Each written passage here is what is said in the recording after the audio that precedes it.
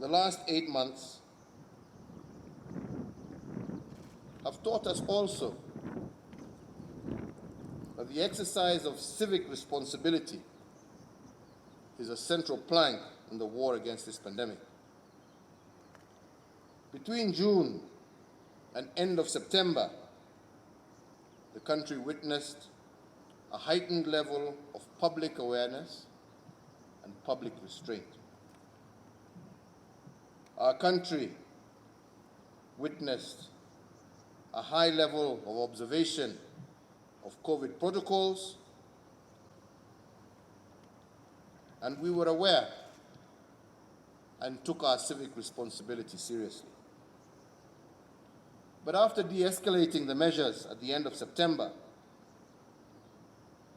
we as Kenyans seem to have backtracked from the practices that we learned in the early stages of this pandemic.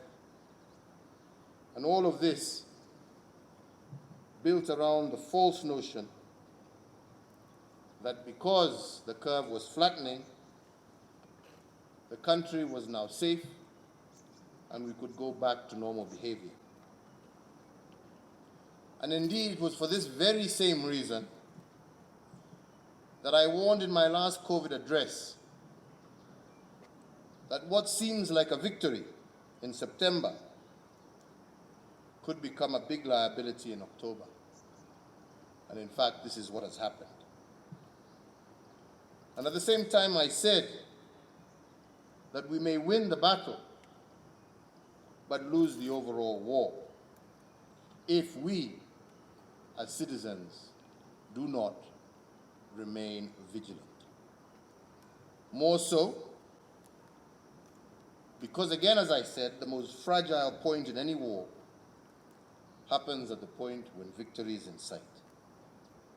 And this is why I emphasized that to win the overall war, the citizens have to exercise their civic duty and responsibility, especially in observing the COVID protocols. The third lesson of the last 8 months has also to do with enforcement. Over this period, it cannot be gainsaid that the public has suffered a certain level of COVID fatigue, for lack of a better word.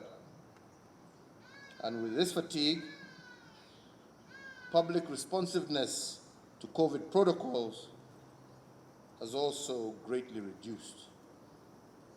And this has resulted in the overstretching of enforcement agencies, basically reducing their efficacy and their ability to do their job.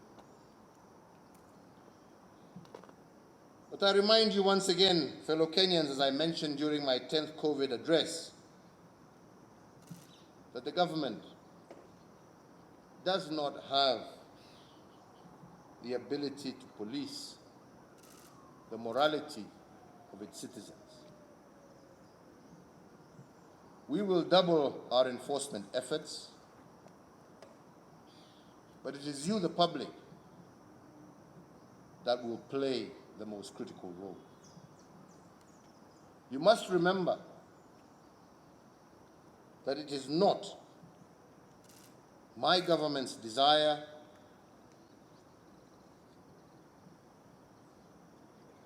to close down our economy. We want our country to remain open. But whether or not we will remain open shall ultimately depend on the public's responsiveness to COVID protocols. The fourth, and as I mentioned to the COVID summit today, this moment also provides a unique call to leadership. And although public and civic responsiveness are critical to fighting the rise of COVID numbers, leadership is what will reverse this escalation. And from where I sit, if the public has backslidden from its vigilant fight against the pandemic, this has been occasioned in part by the diminishing stamina on the part of our leaders, and for us, not leading by example. If the nation is succumbing to the fatigue created by the virus, indeed it is a tragedy if the leaders also give in to the weariness as well. And if the people have fallen short of giving their best this time, we as leaders have also fallen short. And we as leaders this time round have no option but to give our all. We must know the way, go the way, and show our people